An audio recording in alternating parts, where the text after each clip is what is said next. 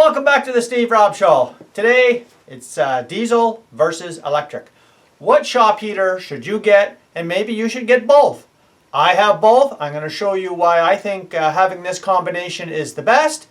And I've got my Fluke here. This is the Fluke 62 Max. Terrific temperature gun. And we're going to get to it right now.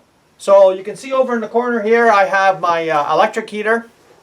And that is just a terrific heater. It runs off a 240 volt. And I've got my DeWalt diesel heater. Now it runs off of kerosene too, but it's 215,000 BTUs, and that puts out a lot of heat. So let's take a look at the DeWalt heater first. I'll get it cranked up, and we'll take a temperature reading. Okay, so here we are here. And guys, I'll just flip the switch here, and we'll get her going, and then we'll get the heat gun out.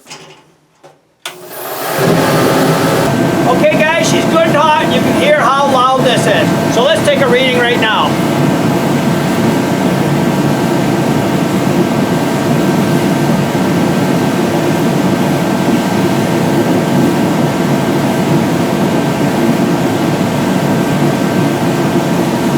Guys, she goes right off the scale there. The best I can get on that, see if I can get you in there in the shot at the same time. But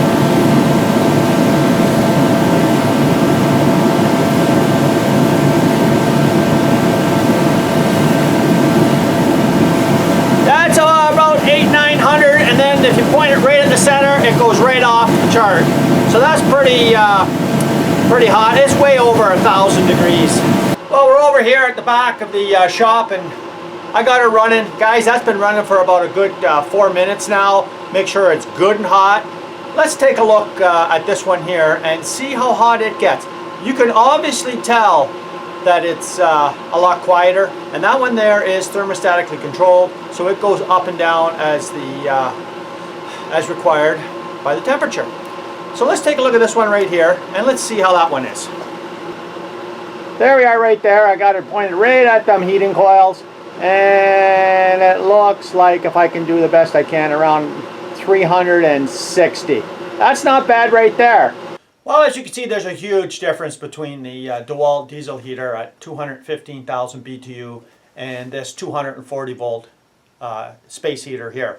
Now this one here draws 4,800 watts and it's around 17,000 BTU. But you know what? I've been running this operation like this, using both of these for about 4 years now. And I think this is the best combination, because this space heater here will keep my shop warm once the DeWalt shuts down.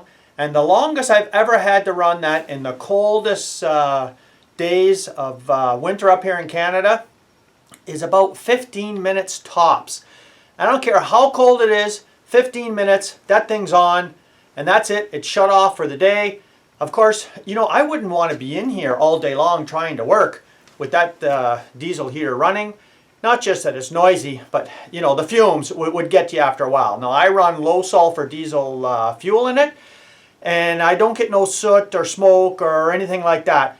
But for safety's sake, I wouldn't feel comfortable running with one of them all day long. And I switch to the electric. After I get it hot, I switch to the electric, and I'm out here for the day with the electric running, and it's not so noisy. And guys, I'm telling you what, I think this is the best combination. I could have got one a lot smaller for the diesel heater. Instead of 215,000 BTUs, I could have got something around maybe 150. But you know what? It would have ran a lot longer to bring it up to temperature. So I figured this is a deal. And the most I've ever ran all winter long is about 10-12 gallons of diesel for my whole winter. And I think that's pretty good when I'm only firing it up most times 10 minutes, at the most 15. So I hope you enjoyed that. I couldn't have done it without this here. I love this tester. I mean, for testing this kind of stuff, whether it's automotive or, you can use this for a lot of different situations, But yeah, I think it's a great combination to have both, and it's also a lot safer. So I hope you enjoyed this little bit of a tip on what you should get. And I think the combination is actually the best. Go with the electric and the diesel. So thanks for joining in. If you haven't seen this channel before, you're welcome to subscribe. Come back again and let's have some more fun. Cheers, guys.